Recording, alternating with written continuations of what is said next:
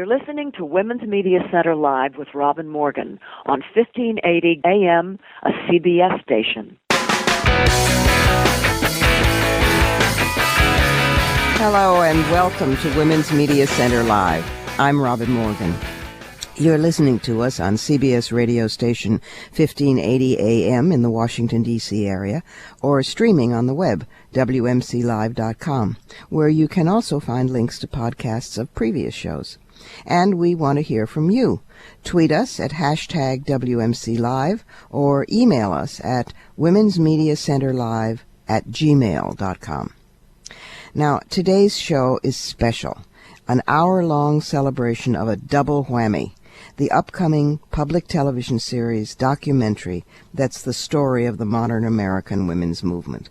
It's called Makers, Women Who Make America, and the website that goes with it is makers.com, about which more later.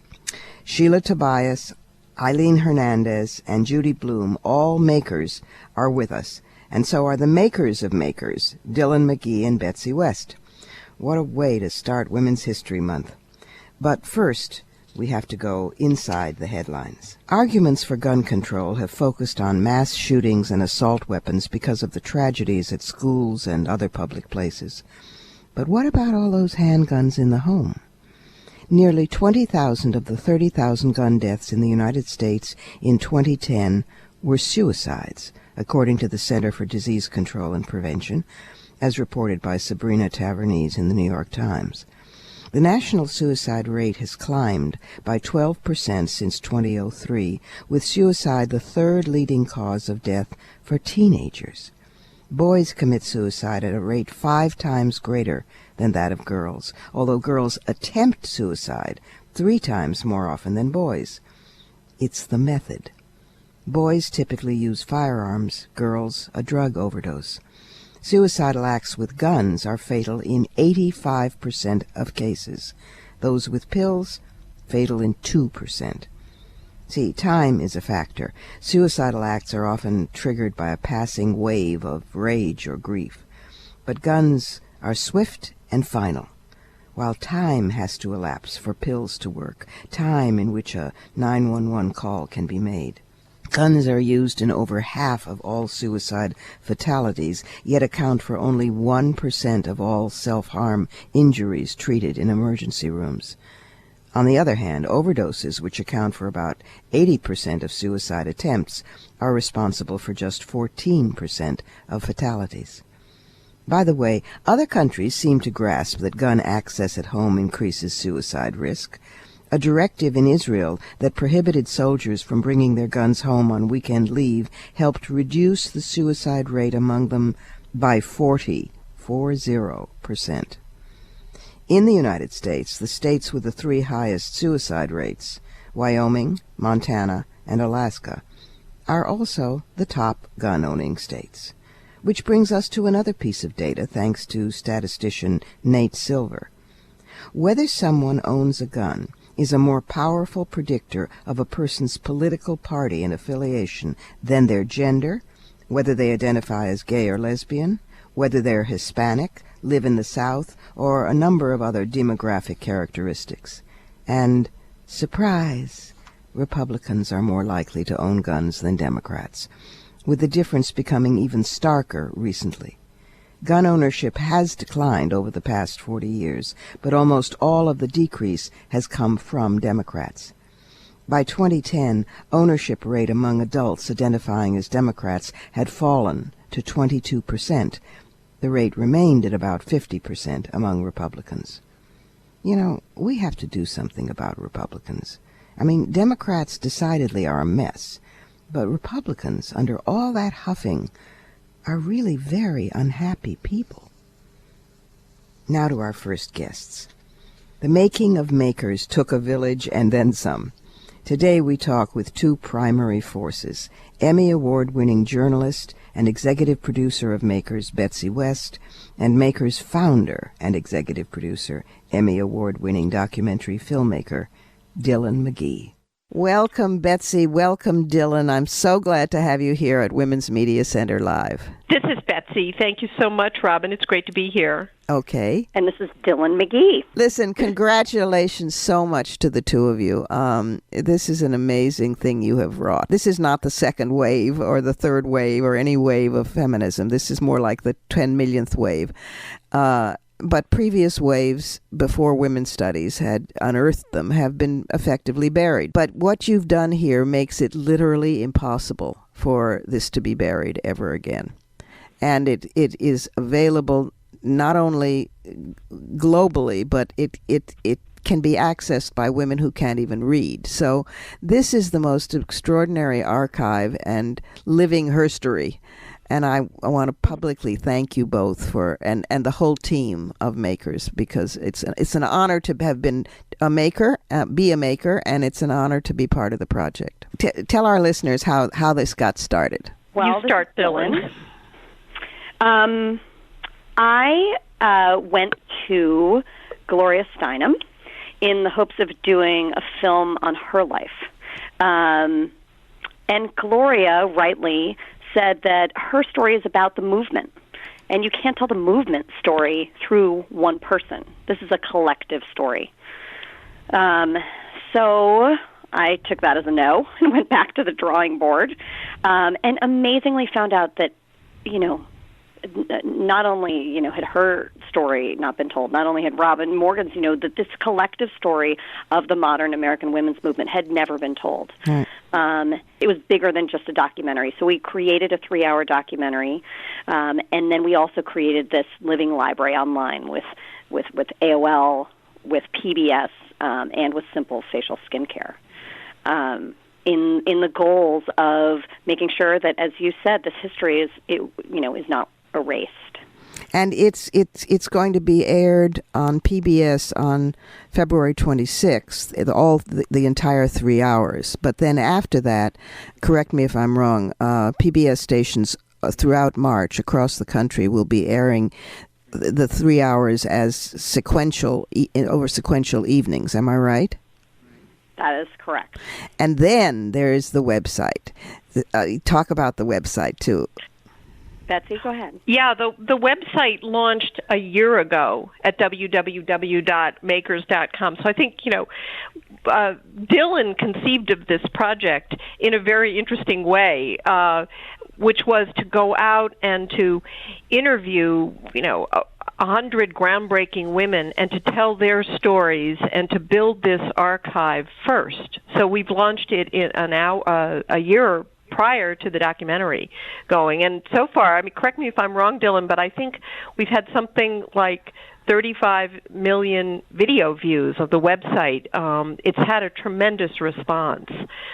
Stories, just a huge variety of stories, everybody from Hillary Clinton and Oprah, Ruth Bader Ginsburg, to women, and Robin Morgan, of course, to women you haven't heard of. The woman who ran the Boston Marathon and was attacked for having the audacity to enter a marathon when women weren't supposed to run, and on and on. So that's the first part of the project. Yeah, it's in some ways even more than the well-known women. It's the women who are not well known that are the most moving, because that's what the movement was really built on. That's the heart of the movement. The woman, as you say, who wanted to simply run in the marathon, the woman who wanted to just play Little League, the woman who integrated the New York City Fire Service, even though they drained her oxygen tanks in vengeance in the firehouse. I mean, these stories of so-called ordinary women, enormous courage and bravery and sacrifice and vision. The woman, the Catholic nun who had the audacity to speak up in a public place to the Pope and to argue very passionately for the right of women to be ordained. Yeah. Extraordinary. We always say, this is Dyllan, we say that we use the Ellen DeGenereses and the Oprah Winfreys to shine a light on these stories. One of my dreams for this project was to bring this story to a mainstream audience. Mm-hmm. And so I think we've tried to balance the famous and the stories that you should know but don't know that are equally as dramatic. So, absolutely. And you've accomplished it. This took how many years? It took 8 years to put together, if you can believe it. I can easily believe it. Now, when I did my bit, it was you, Betsy, who interviewed me, and I realized that you didn't do all the interviews, so I lucked out because your questions were really, really interesting. And when you've been interviewed a fair amount of times, you're used to certain questions, and the temptation is to answer by rote, but hopefully not having it sound like it's by rote. But there was no answering it by rote with you because your questions were really, hello, sit up and clear your sinuses and take notice. I have a background in journalism, and for many years I worked for ABC News and for CBS News. So that is my background. Now I will say, when Betsy signed on to this project, it was one of those moments when you say, all right, now we know it's going to be good. Well, and when I did the interview with Robin, I knew it was going to be good because, of course, you are a fantastic interview, and I think we went on for hours. We went on for quite a while. It went on for a while, but it was so much fun. I mean, I am a little bit older than Dyllan, and, I started my career just as all the changes had happened, just as the doors were beginning to open. Yeah. And I think I had the experience of just trying so hard to move forward in my career and to kind of prove myself. Many of the women, I think, who went to work in the 70s felt this way. We didn't have much time to look back. We were just looking forward. And to have a chance to look back a little bit and to talk to Robin Morgan and to other women, it was a huge privilege. So much fun, I can't tell you. Well, I sure had fun. And Robin, you brought the humor to it. I mean, I think one of the things we wanted people to have fun with this story. This is a film we wanted people to sit back, laugh, cry, and do it all the emotions. Well, we certainly had fun and still do. I've never understood the feminists have no sense of humor because I've never laughed so hard at so many things, sometimes in a surreal fashion or with gallows humor, but as I have in the women's movement. I mean, and it's just that we don't laugh at dumb blonde jokes anymore, so they say we have no sense of humor. But no, it was an amazing piece of fun to be associated with it. And you're adding new makers, right? Tell us about that. I mean, you do have these moments as a filmmaker where you're like, oh, this is 8 years. Is this ever going to happen? And when AOL and Simple Facial Skincare came on board, it was one of those, okay, not only are we going to do this, but we're really going to make an impact. And they've committed not only to the 100 interviews, but they've committed to, another 100. This is an ongoing archive that we're not going to That's right. We're not going to stop. We're going to keep it going forever. Yeah, there are still a few women out there we'd like to interview. Tina Fey, we're calling you. Yes, hello. Yeah. Other, women who've just accomplished so much that we want to have a part of this archive. Well, here's what I think. I think it's going to become the go-to place so that anybody who's not on it will soon be twisting your arm to get on it. Why am I not a maker? Why am I not part of? Because it's so extraordinary. And the Women's Media Center is proud in its own way. Because we feel that makers is a relative, because that original conversation, I think, Dyllan, that you had with Gloria took place at the Women's Media Center, didn't it? Absolutely. How could I not have said that at the very beginning? We are eternally grateful to the Women's Media Center. You were there at the very beginning, literally. So this is going to be a life's work. If you thought that you were going to go and make other films and do other things, hello, the women's movement has you now in its grip, and whatever else you do, you're obviously going to be continuing this. It's a living history, and there's nothing like seeing those faces. Sometimes they're crying, sometimes they're laughing, but as they remember or as they relate their own individual stories, because it's all about stories. That's how change occurs. The rhetoric dies, and jargon and political terms that end in TION and ISM all fall before the story of a woman telling about her life.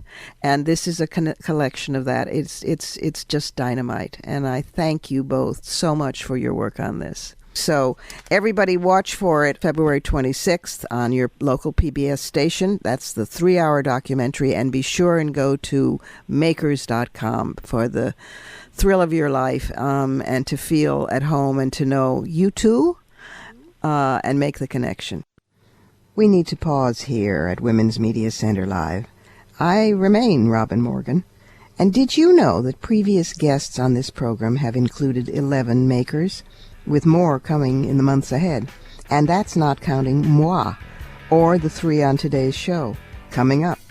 So stay tuned.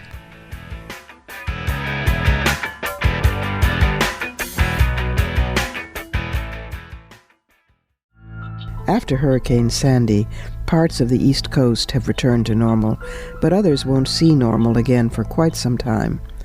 One group getting volunteers and aid supplies to those who need it is called Occupy Sandy. Made up of a coalition of Occupy Wall Street activists, community organizers, and technologists, Occupy Sandy is using social media and other software tools to identify and quickly respond to urgent needs among the hardest-hit communities. You can help. To donate or to volunteer, visit occupysandy.org.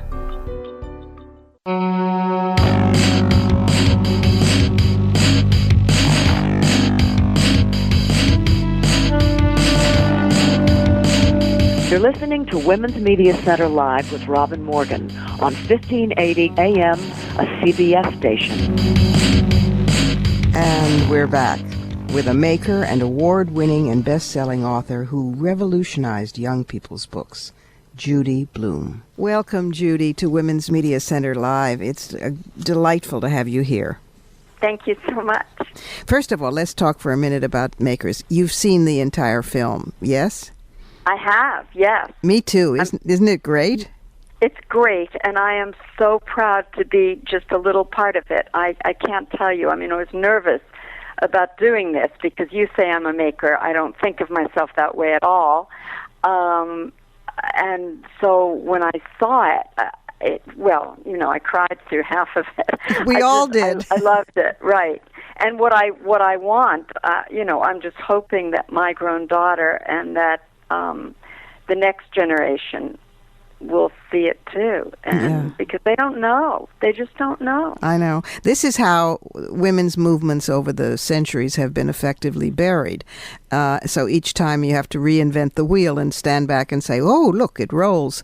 And it kind of holds us back. But this time I think this record is so amazing and so compelling that we won't get buried. The women's movement won't get buried the same way again. No, but it's not until you see the whole thing that you realize what this was. I mean, and what it is ongoing. It's huge, and it's so important. And I just loved it. So I hope everybody else does too. Yeah, and now of course it's international. The women's movement. It's an amazing film, and so it'll be on in full force of all 3 hours on the 26th of February. But then, PBS stations are playing it in consecutive nights, an hour at a time, and it's going to be in schools and it's going to be in campuses, and I just think it's going to have an amazing life. And that's not even to go into the website makers.com.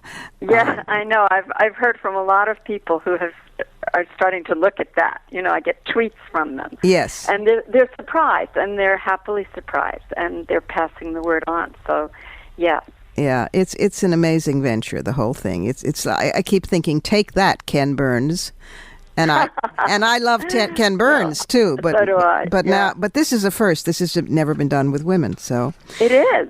It is, and it's just I don't know if all of us who were thinking these things when we were thinking them, and we continue to think them, if we really knew, it's the full impact of it that got to me. And my husband and I watched it side by side, and we were just totally struck and moved and got emotional, and you just want to share that with everyone. You don't necessarily know that you're making history or herstory or but there you are. You speak very movingly in Makers of being, quote, just a housewife, unquote, who nonetheless wanted to write, and how weird other neighbors and friends made you feel for doing that. And that's without even beginning to go into what you were writing. Because I don't think I never thought of myself as a maker. I can't believe that I ever thought of myself as a housewife either, because that would have been... did I really say that? I just, I had such a rich inner life and such a rich fantasy life that just a housewife, no. Yeah, I was certainly, I was a young mother, and I had a husband. If that makes me a housewife, I don't know. I don't think so. Well, it's a hell of a job. I can tell you that. It is. It's a big job. Gets no pay and no respect. That's absolutely true. Just the act of writing was an act of revolution for you, as well as... It was for me. I do talk about my own little personal revolution that went along with the larger revolution. You say this wonderful line. You say this wonderful line. There's a whole little feminist movement inside of me.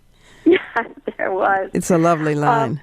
You know what? I was a creative child, and I was happy, it seems to me, as long as I had that creative outlet. But then along came real life, married at 21, which we did then, two babies by the time I was 25. Wow. And I desperately needed that creative outlet, and nobody was offering it to me, and so that is when I started to write. And I often tell young writers about, what makes success, and it's every bit determination as much as talent. You can have all the talent in the world, and if you're not determined, it might not happen. I always say it's the perspiration, 90% perspiration, 10% inspiration. But what you did is not only right, but you wrote audaciously. I mean, you in those first books, which had never been done for young people, much less young girls. Masturbation, bullying, divorce, religion. I mean, these were considered absolutely shocking subject. I know you were attacked by the right wing. I know there were drives to get your books out of libraries. I also know that hundreds of thousands of young girls had their lives changed and freed by those books. How did you come to the content in that way? But that's what's so funny. I didn't ever say, this is what I'm going to do, and I'm going to revolutionize, literature for young women. It never occurred to me. I was just writing about things I knew about and things that had been important to me. And I was young, and so my young self was right there. I remembered everything. And it was kind of like, I was really, really interested in puberty, and nobody was ever talking to me about it. Yeah. And I would have liked a book like this, like Are You There, God, It's Me, Margaret. I was so much a Margaret kind of kid, and when it came to religion, it was such a personal thing for me. I mean, my little bargains with God and my chats with God. I mean, I felt this burden of having to keep my father safe. I mean, when I look back, it's the child I was up to 12 who interests me much more than after, the teenager, when all I wanted to be was be like everybody else. Well, you and everybody else, because that's right around 12 is when the little girl who has, had her hands on her hips and said, I think and I want and you're not the boss of me and stuff like that, suddenly begins to qualify. I mean, all the pressures rush in, and she suddenly says, I'm probably wrong, but, or I'm sure this is stupid, but, so it's not just you, Yeah. What are you working on now? This is the fact that that these books grew out of just an not an attempt to be audacious, but organically out of your own longing and experience is wonderful. What are you working on now? I've been writing for a long time, so I mean, and I didn't ever stop. So there are a lot of books after those early books. I'm writing now what is for me. Well, they're always impossibly difficult and impossibly complicated. Yes. And I don't know why this one should be any different, but this one is has been going on for a long time because the idea came to me in 2009. I know exactly where I was, and it was like the light bulb went off over my head, and I said, "Oh, I have this story I have to tell. It's set in my hometown of Elizabeth, New Jersey, in the early 50s." And it's fiction, but it's based on some true events that happened there. And it allowed me to do research, really, for the first time. And I just fell in love with doing research. Wow. And all my nonfiction writer friends say, yeah, that's the fun part, but wait till you have to sit down and write the book. Yeah. And, of course, that's true. But I can't imagine writing ever again without this notebook filled with research. It's so... This is a book that's important to me. They all are, I guess. But, you know, it's very personal because I was a young person then, and this did happen in my town. And nobody was talking to us about it. Well, we'll look out for it nonetheless. It's a pleasure that it's on the way. And I'm so glad to hear you speak with such delight about writing, because I think writing is the best fun you can have sitting up. And Oh, well, I wouldn't say that. I find it very difficult. I like it after, you know, when we get to the second and third draft. I didn't say it wasn't agony, but at the same time, but it is also the best fun, you know. Anyway, thank you so much for being with us and helping to celebrate making and makers here on Women's Media Center Live. And we'll keep an eye out for the next and all the many yet to come of Judy Blume. Thank you so much. And now we're going to take a quick trip to the Surrealism Corner. These are a few more of the short little mind-bogglers like those of last week. 1. Elephants are the only animals that cannot jump. I guess if you're an elephant, you think, I'm an elephant, I don't have to jump. 2. On average, 100 people choke to death on ballpoint pens every year. But I suppose there's good news, because if the pen is once it's lodged in your esophagus, it won't leak. 3. No word in the English language rhymes with month. Now, I know you're going to start to, work this out and try to find, but don't even waste your time. I have published 6 books of poems. I tried, and it's correct. There is no word that rhymes with month. And last, no, N-O, is the shortest complete sentence in the English language. That's kind of profound, especially for women. Remember to send in some candidates for the Surrealism Corner. Write to Women's Media Center Live at gmail.com. And it's break time again. This is still Women's Media Center Live with Robin Morgan. You wonder what's happening with women under attack from the religious right, especially those in science under attack from the religious right. I'll be back with another maker, Sheila Tobias, who has some answers.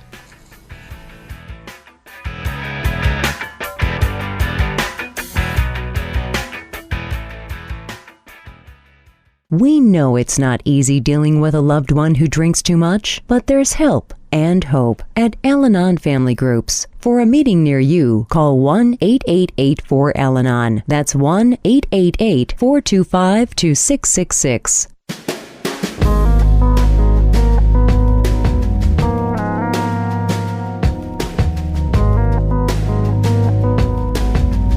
You're listening to Women's Media Center Live with Robin Morgan on 1580 AM, a CBS station.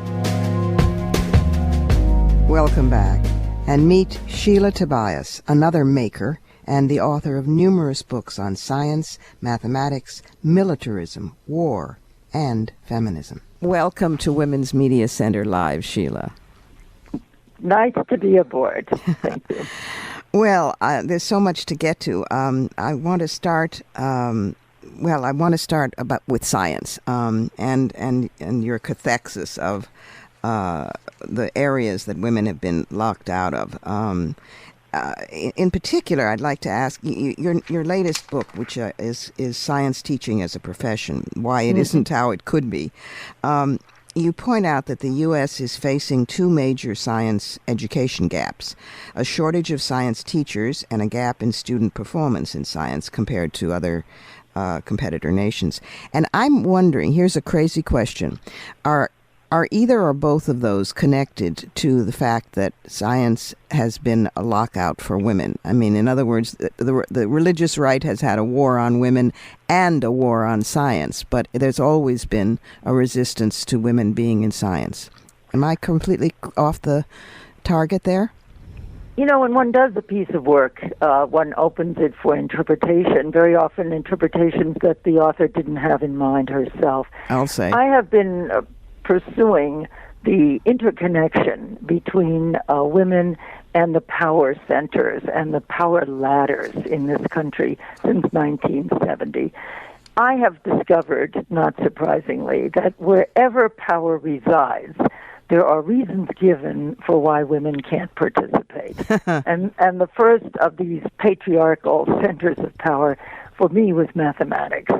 Because like so many women, I liked mathematics up to a certain point when I began to be persuaded that mathematics and women do not fit together. The second was physical science, where women are locked out. Biological science is more welcoming, but the physics is where the weapons are created in many instances, and where a power again resides. And the third is the military, which has been reserved for men, all the arcane language. When I wrote my book that demystified the military for women, I wrote brazenly, as we feminists always were brazen at the time, that anyone who could learn to conjugate French irregular verbs, which is what women do so very well, but certainly learn the arcane language of the weaponry. So today, looking at science, teaching and science, professing the sciences, I see a kind of natural failure of the country that started out locking women out and now is locking itself out. You see, because we don't have the person power, we like to say person power instead of manpower, we don't have the person power to staff the science classrooms because we persuaded a generation, fewer than it used to be, that women can't do science. So how could women possibly teach science? Right, of course. And we find among 50% of our college-going population, far too few interested enough, inspired enough to major in science. So we end up, in comparison to the Pacific Rim countries with which we are competing now and will be competing into the throughout this century, we end up with too small a population of science-trained professionals. And that's the penalty, I believe, we have paid as a country for being so prejudiced about women in math and women in science. Whether the religious right had an agenda, whether it wanted to link women in science and dump all of us together, I can't guess. I'm not there. I'm just talking about the inadvertent consequence of patriarchy and anti-women policies. Right. Coming back to bite the country, cause us to be less competitive. Right. No, I didn't mean that the religious right had dumped women out of science. I meant that they hate women and they hate science independently. Well, you could list a whole lot of things they don't like. This is true. This is very true. So, what do you think that there's any way in which this could be leveraged, sort of like the Rosie the Riveter approach, that there are not enough science teachers, there's not enough energy and resources being poured into the classrooms, we're falling behind, and that is not unconnected to the barring of barring of women from science and science teaching. Is it the kind of thing that now we can say, you need us, and use that somehow to leverage a way into science? That's a very good question, because I haven't thought of it quite that way. I know that when we broke down the barriers over the last 40 years in which you and I were both activists, we broke them down on the argument of fairness. Yes. There was a 5% quota on women entering medical school at the time I graduated from college. And that was removed, not because the country made a decision we need more doctors, although it could have, but simply because it was unjust, unfair, and it turned out to be illegitimate. Fairness ought to be the basic argument, but I'm just saying by any means necessary. By any means necessary, how would we populate the sciences? That's a very large question, and my newest book is called Knowing versus Knowing How, and it's good title. Taking a step back. Thank you. Taking a step back from how we evaluate performance in school.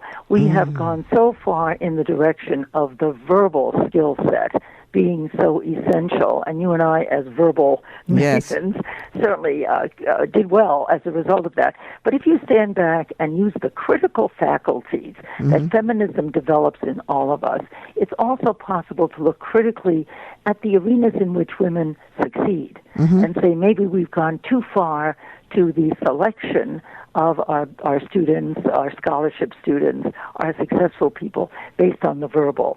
And so, coincidentally, just because the critical faculties that all of us used in supporting women can also be used in supporting men.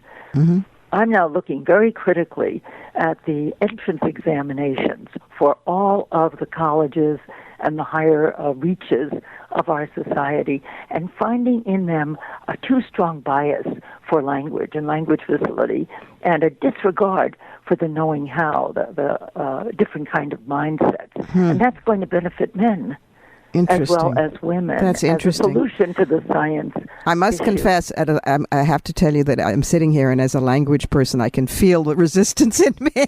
I get defensive, but you're absolutely right. There has to be a broad approach on every front and all kinds of critical thinking.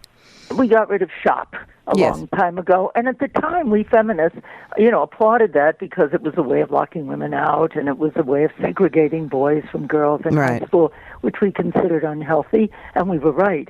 But at the same time, there's room for what I'm finding interesting now in education called 21st century shop, to which women would be, of course, girls would be invited. But the point I want to make, and I hope your listeners appreciate this, that the feminist critique was a very deep-going critique of a lot of the basic prejudices in society, a lot of which are not directed specifically to women, but are locking out whole populations. That's correct. Populations. So we can bring, now that we're mature and we've achieved a lot for women, we can bring those same critical faculties to examining the barriers to men and boys. Yes, well, I mean, I think that we've only got a minute or so left, but I think that the genius of feminist theory and critical thinking has always been in connecting the dots, in making the connections, and the energy of patriarchy is very much about compartmentalization, not making the connections, Thank you. I will use that in my new book. Well, by all means. When is it out? When does it come out? It's being written, so as you know, as a book writer, it's hard to predict. Never mind. All the pieces will come together.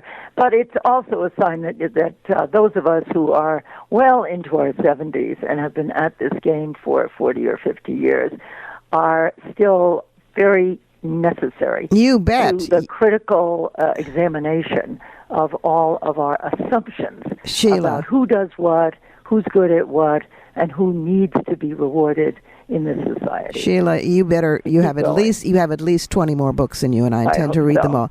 Thank you so much for being with us. I'm so grateful to Makers for making the occasion of reconnecting with old colleagues and sisters in the trenches. And co-conspirators. Thank you again so much, and I look forward to the new book, just like I love the old ones. Thank you. It's time for another pause. I'm Robin Morgan, here with Women's Media Center Live. We'll return in a moment with a maker who epitomizes social justice activism in union organizing, in civil rights, and in feminism, Aileen Hernandez.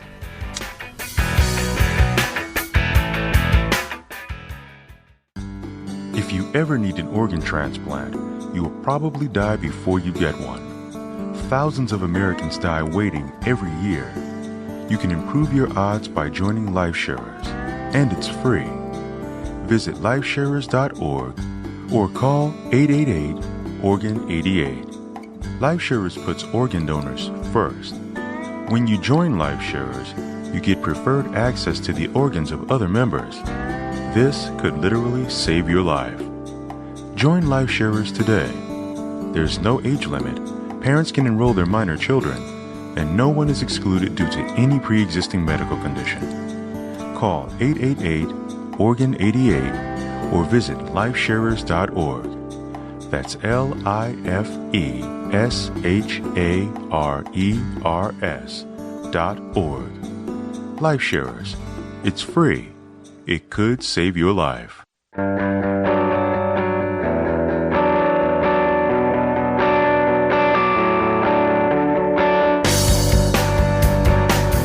You're listening to Women's Media Center Live with Robin Morgan on 1580 AM, a CBS station.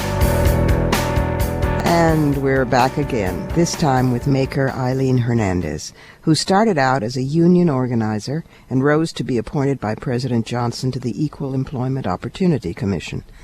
The second president of NOW, National Organization for Women, she also co-founded Black Women Organized for Action.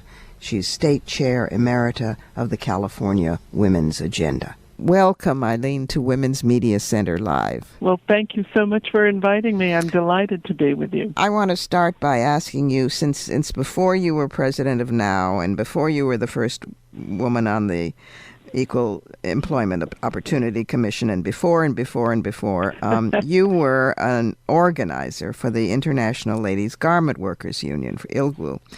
And I would like to have your thoughts on why there is a new rise in anti-union activism by the far right in this country. I mean, not that they ever relented, but in certain states like Wisconsin and so forth, they really have been on the assault.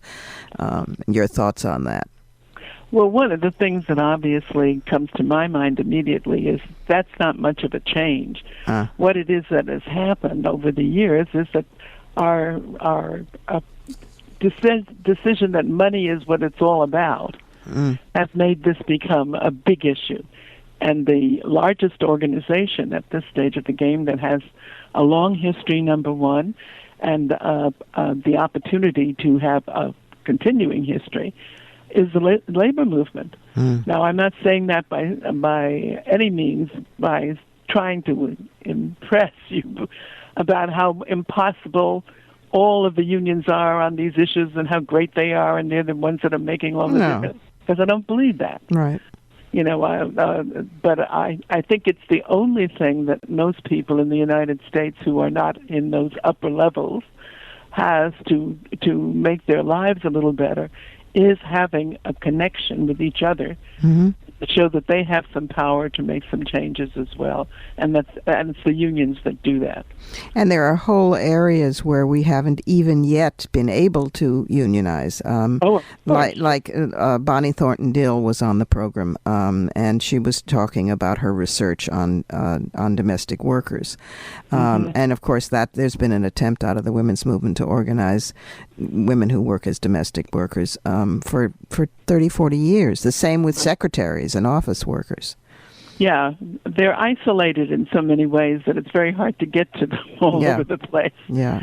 So that's part of it. And I think they don't really see themselves as being workers.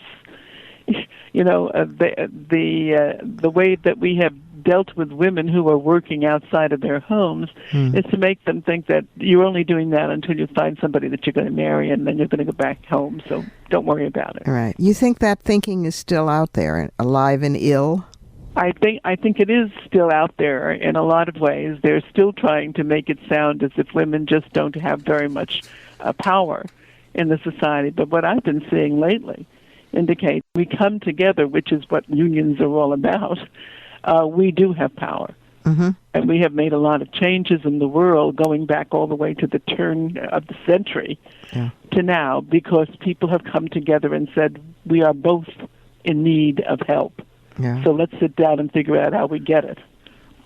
How do we strengthen the position of women in the union, in the labor movement? I remember the founding of CLU, Coalition of Labor Union Women, and how exciting that was. I don't know if it even is still going, but I know that they encountered ironically enough, a lot of pushback from the boys, from the guys. Well, I think that's very true. They didn't expect women to be in unions. The union that I was in was a union that was so desperately needed at the time, because it was like today in terms of the terrible economy Right. that we are dealing with. But there was no way to get anything done because these were immigrant women for the most part who were in these industries that were women's clothing Right. for the most part. So this was ILGWU. Yes, the International Ladies Garment Workers Union. Right. I got into it in a very strange way, which is part of it. I was back home and having just graduated from Howard University, and I was back home in Brooklyn, New York, because I had been sick. And I was also deciding I would go on and do some more studying at NYU. So I was in the library at NYU, and I was reading some stuff and got tired of reading, and then I saw a magazine at the other end of the table in the room I was in, and there was a page in it where there was an ad, and it said, "Are you an oddball?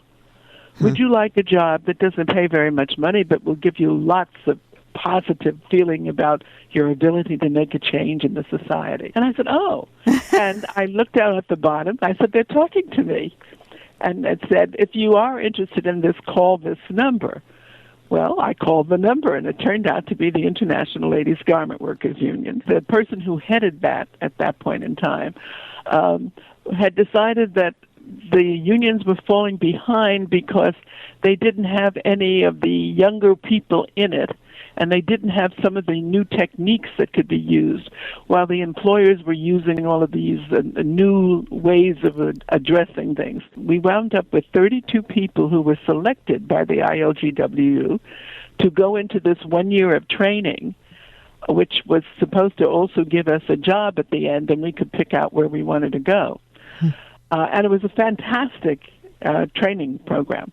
I also recognized, because I was deeply involved in politics even then, that I knew some of the people from the ILGWU, so I got a lot of help from them in getting into the ILG at that stage. And at the end of the training, they asked us where we would like to go, and of course, having spent all of my time on the East Coast, I decided I wanted to go to California. Wow. And I got to California. They sent me to the Los Angeles section of the International Ladies Garment Workers Union, and I worked there for 11 years. Wow. And the rest is history. And the rest is history in a lot of ways, because it was such a marvelous place to be, because it was a union that was doing things in the community. Yeah. They were dealing with immigrant women, so they trained a lot of the women in how to get their citizenship and how to speak English and do all of that. And they were, it was like a little home. Yeah. It was the first union that I know that set up a training program, but it was also the first union that had its own place where you could go for summer vacation. It's both a long stretch and not a long stretch from there to being the second president of now. I have to say this to the record, under you, I feel now began to come into its own. It was under you that you who organized the women's strike for equality in 1971. Well, I only did that because it was dropped into my lap. Yeah. When Betty Friedan left, she suddenly announced that we were going to do this. Well, you pulled it off, and you also made it infinitely more inclusive and lively. So I want to thank you for that. We've only got about a minute left, but if in that time you have a sort of fortune cookie length advice to younger women, what would it be? Organize. It's the same thing that I thought a long time ago. I think it's absolutely important for us to come together and to really do something that is significant about it, not just for ourselves, because it isn't about ourselves.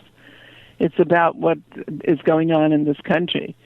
which to me is not what the country was supposed to be all about. It isn't, indeed. And you've never stopped. You co-founded Black Women Organized for Action out in San Francisco, and Black Women Stirring the Waters. I love the name. And you're a former chair emerita of the California Women's Agenda. So you're just keeping on. And I'm very grateful to you for being with us on Women's Media Center Live. And now it's time for Fighting Words. This is breaking news, but a warning. It's grim, yet not ignorable. A journalist named Joe Chandler has been reporting it from Papua New Guinea, or PNG, for the Global Mail. She's an award-winning correspondent who's risking her life by reporting on witch burnings there. Yes, you heard correctly, the burning alive of women accused of witchcraft. And no, this is not Europe in the Middle Ages. In understated prose, she's trying to call this dirty secret of PNG to the world's attention, and I'm going to try my damnedest to help her. They're going to cook the Sanguma Mama. That was the shout going up from a posse of children on February 6, 2013, as people in PNG's Western Highlands provincial capital of Mount Hagen gathered. Then hundreds of bystanders watched, while Kipari Leniata, the 20-year-old mother of a young baby, was accused of Sanguma, witchcraft, then stripped naked, bound, tortured with a hot iron rod that fused her genitals, doused in gasoline, and set alight on a pile of car tires. Spectators stood by as she writhed, screamed, and burned. Some took photographs with their mobile phones. An identical scene had occurred 2 years earlier, also in Mount Hagen, with a 16-year-old girl. But this time, there are photographs. Belief in sorcery is still widespread in Papua New Guinea, where 80% of the 7 million-plus population live in remote areas with little education, surviving on what they can grow. The resources-rich country is in the midst of a mining boom, but wealth is held tightly by the few. Now, ritual attacks on accused Sanguma have broken traditional boundaries. Previously, they were hideous enough, vengeful acts of a grieving family for perceived sorcery against a dead relative in a scientifically uneducated culture. But currently, tradition is morphing into something even more malignant, intensified by liquor and drugs, by the arrival of cash currency and the jealousies it invites, by poverty clashing with development that propels women out of customary silence, and by gangs of men who are bitterly, brutally resentful. Accusations of Sanguma are also linked to opportunism and to theft, as they were in the Middle Ages, and used to deprive women of their land. In general, 2/3 of PNG women are constantly exposed to domestic violence. About 50% become victims of sexual assaults. In the Western Highlands, 100% of women surveyed said they had been assaulted. But only a fraction of sorcery incidents are reported. After the witch burning 2 weeks ago, the police wouldn't cooperate. The public wouldn't cooperate with the police, and the police, in effect, shrugged. PNG police are underpaid, undereducated, and notoriously corrupt. The 2012 Law Reform Commission examination of sorcery-related attacks estimated about 150 cases of violence and killings each year in just one province, Simbu, wild, prime coffee country, deep in the interior. Reports by UN agencies provide evidence of attacks on accused witches that include being roasted over slow fire, nailed to crosses, hung in public places and beaten to death, locked inside homes and set alight, weighted with stones and thrown into rivers, and hacked to death with machetes. Educated, horrified citizens of PNG are now finally demanding repeal of the 1971 Sorcery Act, which criminalized sorcery, thus dignifying the superstition with recognition, and also criminalized vigilantism. It aimed to acknowledge the tradition's presence while providing a mechanism to have an accused sorcerer dealt with by the courts, but the act provided legal refuge for vigilantes to argue sorcery as a mitigating factor, and, when prosecuted, rare enough, to get off with light sentences or with none at all. Meanwhile, development agencies are reluctant to touch the issue because tradition and religion are taboos for donor agencies. So cultural relativism thrives while women are burned to death. Even assuming the political will emerges to stop this, it will be years before the terrorism fades. Any who try to intervene are in turn accused. In 2005, Anna Benny, a fearless woman with a reputation for protecting rape victims, tried to defend her sister-in-law from allegations of sorcery. Both women were killed. Police took no action. We must do something. This is why we have a women's movement. This is why we have makers. Write the PNG embassy and consulates. Write the U.S. State Department. Boycott Papua New Guinean coffee. Hold vigils. Tell people. Organize. This is woman-hating pure, the sickness itself. No religion masks the superstition here as it does elsewhere. No hierarchy dictates its rules, as in Saudi Arabia. No authorities order and enforce regulations, as do the Taliban. This is the thing itself, spontaneous, raw, bestial. These are gangs of men tracking and torturing and burning women. Yet in the midst of this hell is a woman journalist risking her life to intervene with her words. And I'm just trying to help Jo Chandler get her story out. And that's it for this week. You've been listening to us on CBS station 1580 AM radio in Washington, D.C., and on the web at WMClive.com. Portions of this program were taped earlier. Views expressed here do not represent the WMC. Here's the family for Women's Media Center Live. WMC President and for this program, Executive Producer Julie Burton, Senior Producer Crystal Williams-Chancellor, Technical Director Michelle Kinsey-Bruns, Production Assistant Nora Eakin, and our founding sponsor, Regina Kulik-Scully. I'm Robin Morgan. Thanks for being with us. Remember to watch Makers on public television on February 26th, and join us next week when we kick off Women's History Month with guest Gail Collins, New York Times columnist and author of 2 major books on U.S. women's history, plus 2 surprise guests you will not want to miss. Only here on Women's Media Center Live.